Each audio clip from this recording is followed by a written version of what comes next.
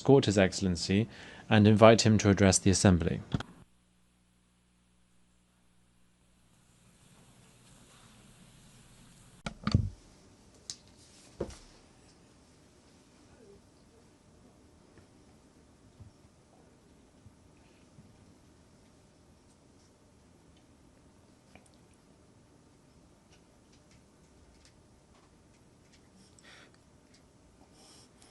Your Excellency, Madam President,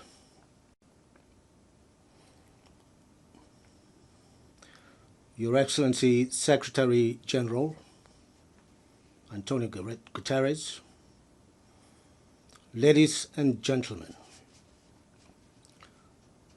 Excellency Annalena Baerbock, I would like to extend my heartfelt congratulations to you and your country, Germany, on your election as President of the 80th session of the United Nations General Assembly, and wish you a productive tenure.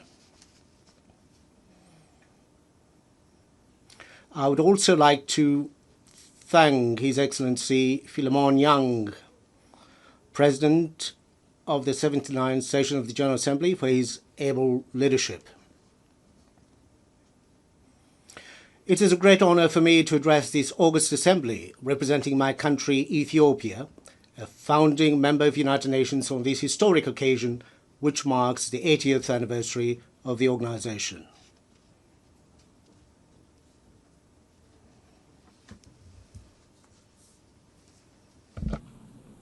Madam President, looking back on the 80 years of its existence, the United Nations has considerable achievement to celebrate.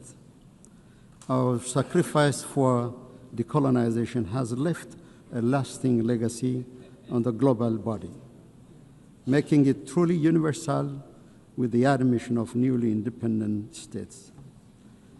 Armed conflicts are prevented, humanitarian catastrophes are averted, and deadly pandemics successfully contained. Global cooperation under the framework of the Millennium and Sustainable Development Goals has resulted in a reduction of extreme poverty and paved the way for climate action. These achievements, however, cannot conceal the outstanding need for reform and revitalization. The most glaring one is the inequitable representation of states in the global security, political, and financial architecture. The United Nations must also overcome the systemic problems it suffers from a lack of impartiality, selectivity, and double standards. The emerging controversy over the fundamentals of the international system and the principles of the United Nations Charter is risking the very foundation of international cooperation. These trends should not be normalized or serve as a baseline in the determination of our standard and targets. We are also deeply concerned by isolationist policies, unprecedented military buildup, arms race, and the disturbing trend of retraction from development and climate commitments. These worrying trajectories are counterproductive to the collective progress of humanity and undermine the very premises of peaceful interstate relations. It is Ethiopia's conviction that the remedy lies within our reach. No state can single-handedly manage global challenges. We therefore call on fellow member states, especially developed countries that have historical responsibilities, to reverse recent downward trends and intensify efforts towards the collective public good of development and peace. Madam President, Ethiopia supports the peaceful resolution of all conflicts. The path of violence must yield to the power of diplomacy. We affirm our historic position on the right of the Palestinian people for self-determination. Direct negotiation among the warring parties is an immediate necessity. Humanitarian assistance must reach to all the people in need. This is not a political preference, but a moral imperative. As Ethiopia has pronounced in its position during the adoption of the resolutions On the two-state solution, the international community should join hands to end the vicious cycle of violence and stalemate in order to give peace a chance. We wish to underscore any proposed peace and reconstruction plan in the Middle East should not create complications to adjacent countries and regions. More than any time before, the United Nations is indeed called upon to face events that greatly exceeds its powers and capabilities. It was in 1949, at the fourth session of the General Assembly, the Ethiopian delegation forewarned the risks of ineffectiveness and intrusion into the mandates of the General Assembly. This was caused by the excessive number of bodies and mechanisms created. It is in this light that we see the ongoing reform process under the UN 80 initiative as an opportunity to preserve the mandate of the General Assembly by rectifying its dispersion to a multitude of other bodies. Ethiopia reiterates Africa's long-standing call that there should be more decentralization and deployment of institutional and financial capacity to the global south, especially to the African continent, where the United Nations has most of its programs. Madam President, Africa, guided by Agenda 2063, is advancing development as its preferred security policy.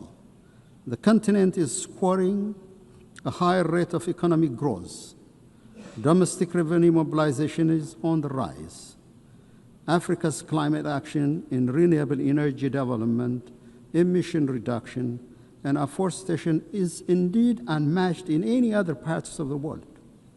Efforts to enhance public welfare, combat transnational threats, and decrease inequality are being intensified. Despite these achievements, the global crisis continues to impact Africa's capabilities to deliver on development aspirations. Chief among this is the compounding debt crisis. In line with the Addis Ababa Action Agenda and Civil Outcome document, we emphasize the need to advance an ambitious agenda on development finance. Coercive measures and trade restrictions, in particular those targeting Africa, must be lifted immediately. More importantly, Ethiopia calls for a new global action for debt cancellation, restructuring, and suspension. Madam President, it is our view that the national security of states, especially those in the same region, is indivisible and interdependent. To this effect, we will intensify our efforts to combat global terrorists operating in our region. We call on the international community to extend the required support to the African Union peace missions, in particular the African Union Support and Stabilization Mission in Somalia. Now is not the time to retreat from global action in combating terrorism. Furthermore, we reiterate our call for urgent action to reform the United Nations Security Council. Africa's representation in both categories of membership of the Council must be given priority. There is no shortcut or half solution to this long-standing pursuit for justice.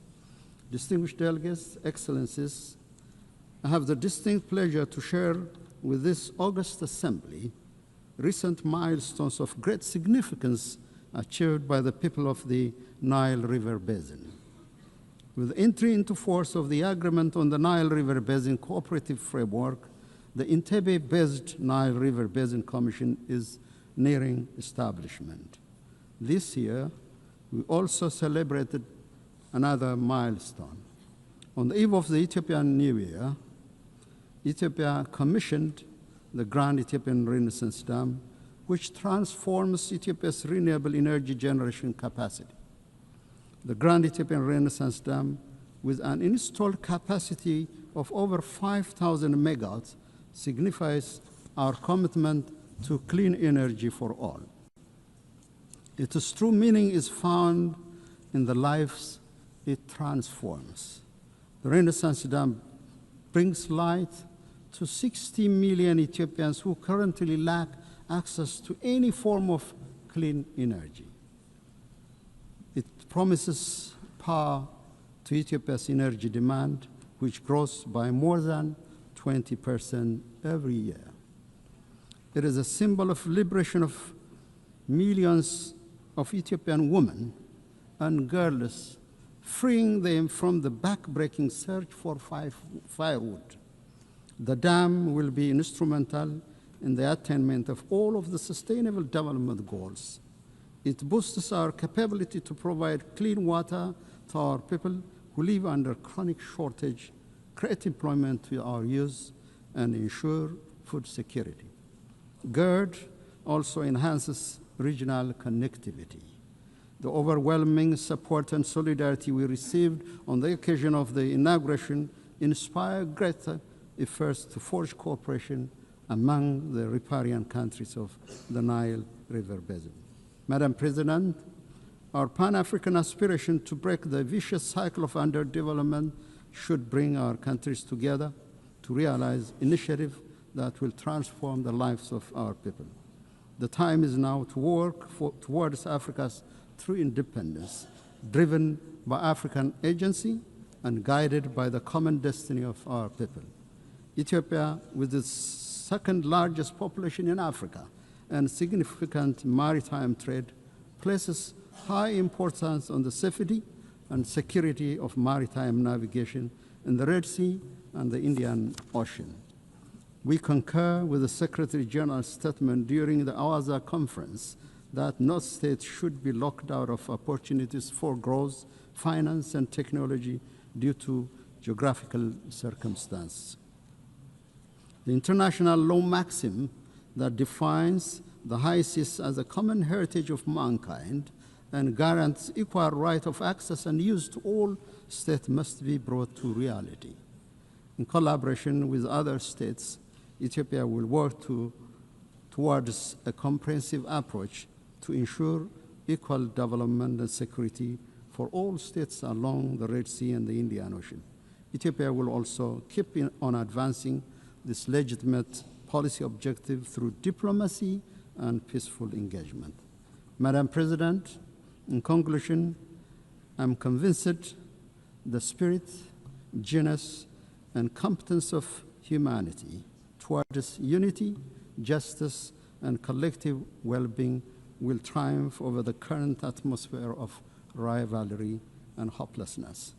For its part, Ethiopia is firmly committed to upholding multilateralism centered on the Charter of the United Nations and to contributing to the maintenance of collective security and sustainable development. I thank you, Madam President.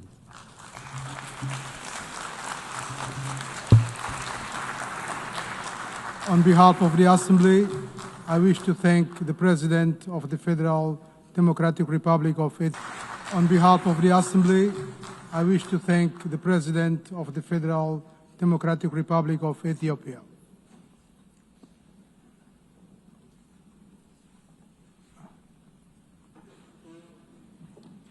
We shall now continue the general debate.